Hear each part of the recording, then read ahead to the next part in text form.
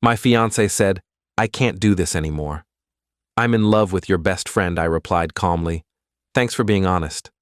Then I called my best friend's fiancée and sent her the screenshots. They both lost their engagements the same day. When she showed up crying outside my door that night.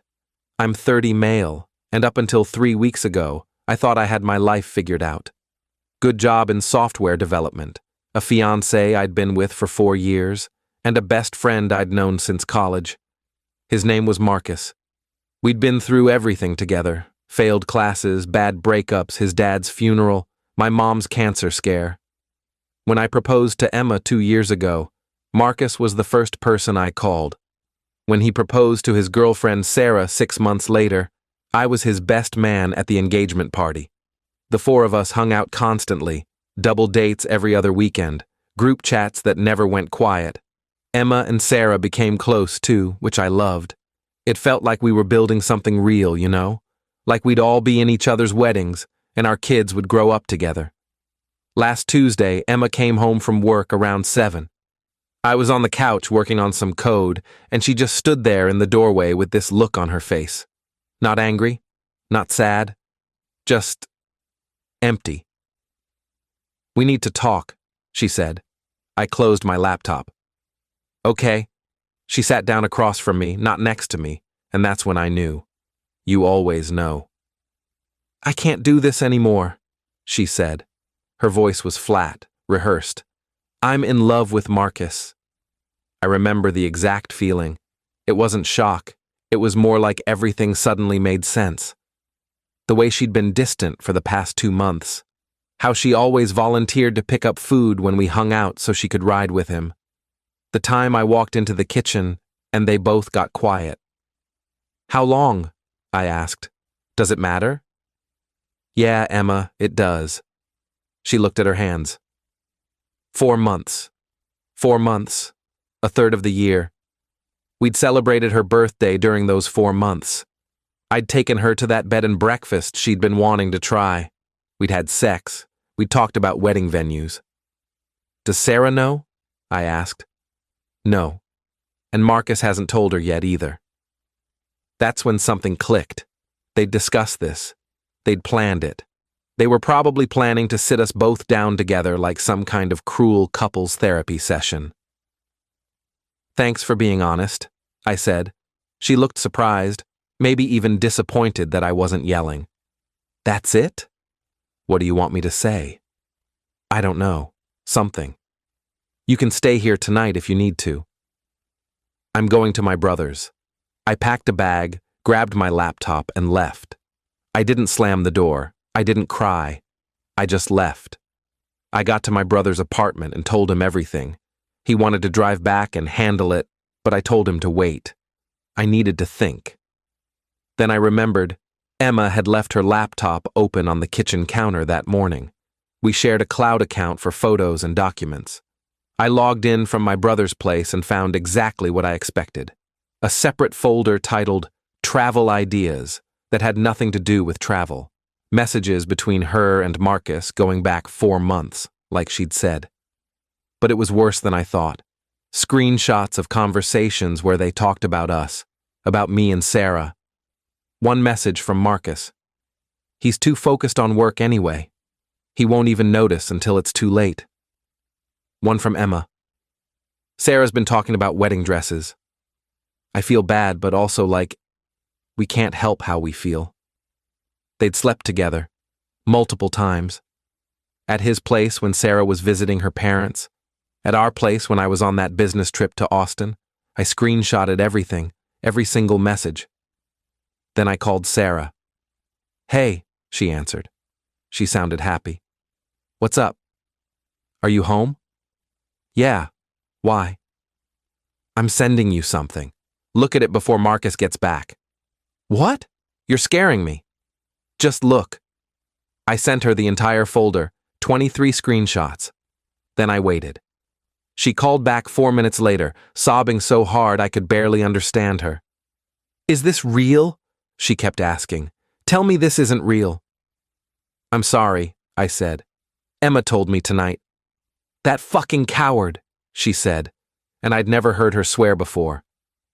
He was supposed to come home in an hour, and I was making his favorite dinner. I was making him dinner.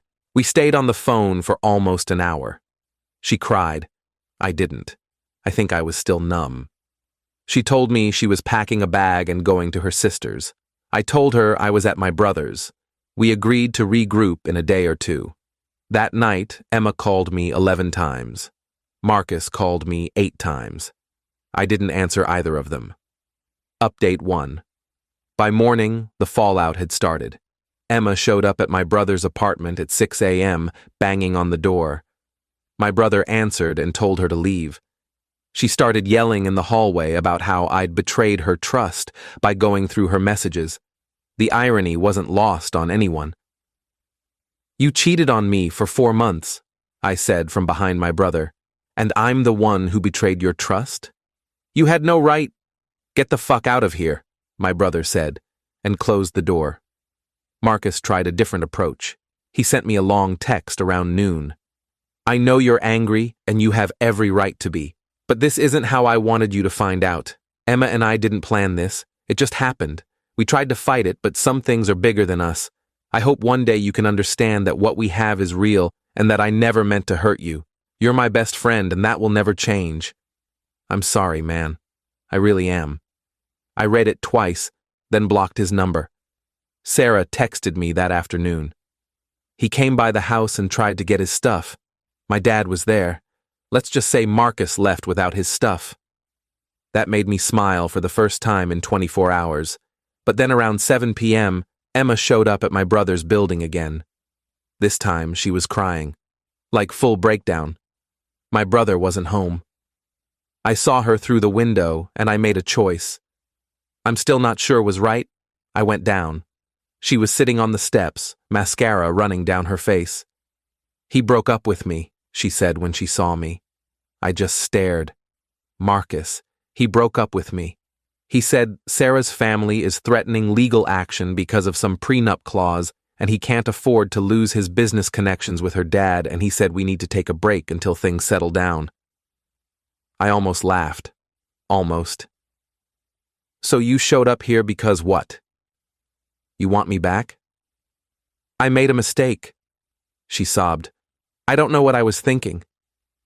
We were good together. We can fix this. No, I said. We can't. Please. I love you. I always loved you. You told me you were in love with Marcus. Yesterday. 24 hours ago. I was confused. I was scared about the wedding, and I panicked and... Emma, stop! But she kept going. She grabbed my arm. She said she'd go to therapy. She said she'd do anything. She said Marcus had manipulated her, which was rich, considering the screenshots of her saying she'd been fantasizing about him for months.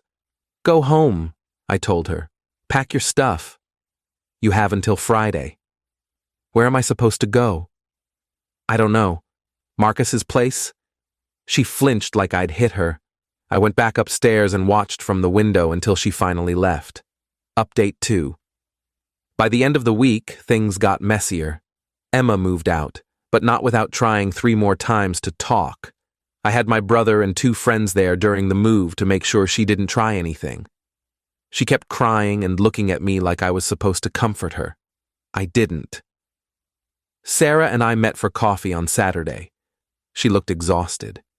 She told me Marcus had been calling her nonstop, saying it was all a mistake, that he loved her, that Emma had seduced him. Same script, different audience. Are you okay?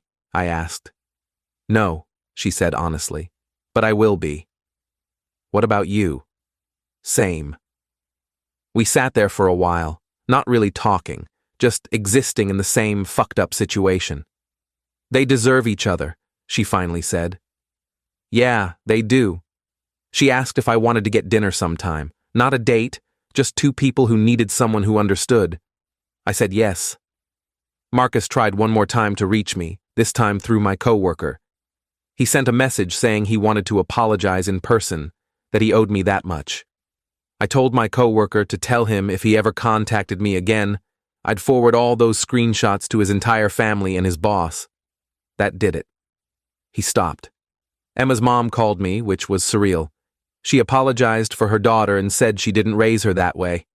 I appreciated it, but it didn't change anything. The following Monday, I found out through a mutual friend that Marcus and Emma tried to make it work for about a week after everything imploded, but it fell apart. Turns out their great love wasn't so great when it wasn't a secret anymore. Shocker. Sarah texted me a few days later. He's been posting sad quotes on Instagram. I hate that I still look. I replied, block him. It helps. She did. 3 weeks out now, and I'm doing okay. Not great. I have days where I'm angry and days where I'm just sad. I canceled the wedding venue and lost the deposit, which hurt. I've been staying with my brother but found my own place that I move into next month. Sarah and I got dinner twice. It's not romantic. We're both too fucked up for that. But it's nice to have someone who gets it without me having to explain. I don't miss Emma. That's the weirdest part. I thought I would, but I don't. I miss who I thought she was. I miss the future I thought we had. But her? The person who could do that and then show up crying because it backfired? I don't miss that person at all. Marcus sent one final message through his cousin. Tell him I'm sorry. I didn't respond. There's nothing left to say. I heard from that same mutual friend that Emma moved back in with her parents and Marcus is seeing someone new already. I hope they're both miserable, but honestly, I'm trying not to care. As for me, I'm rebuilding. One day at a time. Sarah's doing the same. We joked about starting a support group for people whose partners cheated with each other. Maybe we will. Final update. It's been 4 months since everything blew up, and people keep asking for an update, so here it is. Emma reached out again about 6 weeks ago, not to apologize, but to tell me she's in therapy, and her therapist suggested she get closure. I told her I didn't owe her closure and blocked her number. Again. My brother saw her at a grocery store last month, and she apparently tried to ask about me. He walked away without answering. I'm grateful for him. Marcus, from what I've heard through the grapevine, has been through 2 more relationships since Emma. Both lasted less than a month. His business did take a hit. Sarah's father pulled some contracts, and apparently word got around about why. I'm not going to lie and say that didn't feel like justice, because it did. He also got kicked out of our old friend group. Turns out nobody wanted to be associated with what he did. Even the guys who used to make jokes about bros before hoes looked at the screenshots and said he crossed a line. Emma moved to a different city about an hour away. She's working at some startup, posting Instagram stories about new beginnings and choosing yourself. I don't follow her, but mutual friends send me things sometimes. I always tell them to stop. I don't care anymore. That's not bitterness. I genuinely don't care what she does with her life. Sarah and I are still friends. We got dinner last week and she told me she's seeing someone new. A guy from her gym who doesn't know Marcus and has zero connection to any of this mess. She seemed genuinely happy when she talked about him, and I was happy for her. She asked if I was seeing anyone. I'm not, but I'm okay with that. I've been focusing on myself, hit the gym more, picked up guitar again, been hanging out with my brother and some old friends I'd lost touch with. The weirdest thing happened 2 weeks ago. I ran into Marcus at a coffee shop. We made eye contact. He opened his mouth like he was going to say something, and I just walked past him like he didn't exist. He didn't follow me, didn't try to talk, just let me walk past. And honestly, that felt better than any apology ever could have. I moved into my new apartment in September. It's smaller than the place I shared with Emma, but it's mine.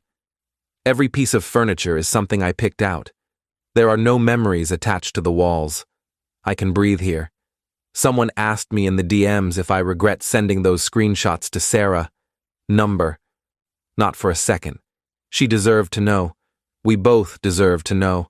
And if Marcus and Emma had actually been honest instead of sneaking around for 4 months, maybe things would have been different. But they weren't, so here we are. Last thing I'll say, my brother asked me the other day if I thought I'd ever trust someone again.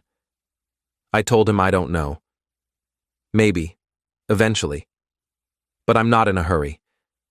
I spent 4 years building a life with someone who threw it away for a fantasy. I'm not doing that again until I'm absolutely sure. Life's weird like that. You think you know someone, and then one day they look you in the eye and tell you they love your best friend. And then you realize maybe you never knew them at all. But you move on anyway. And some days, that's enough.